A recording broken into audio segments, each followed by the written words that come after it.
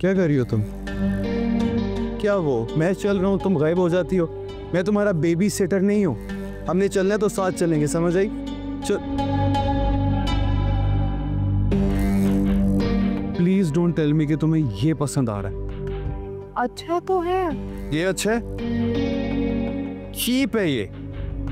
देखो मुझे नहीं पता शादी से पहले तुम्हारा क्या गंदा फजूल टेस्ट था, लेकिन अब तुम मुझे रिप्रेजेंट करती हो, तुम मेरी बीवी हो, ठीक है?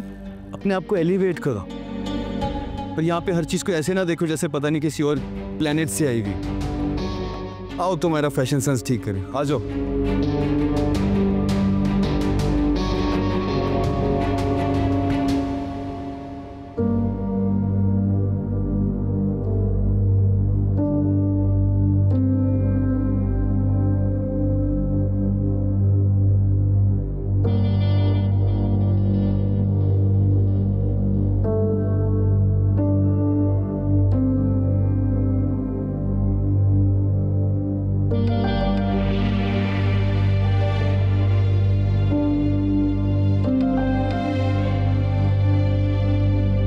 इधर दोनों में से बेहतर कौन सी? आपको तो वैसे भी पता नहीं मेरी चॉइस पसंद आए ना आए। फिर भी अगर तुम्हें कोई सिलेक्ट करनी हो तो कौन सी?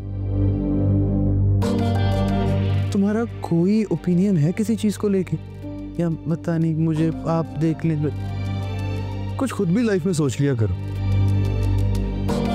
दोनों पैक कर दें।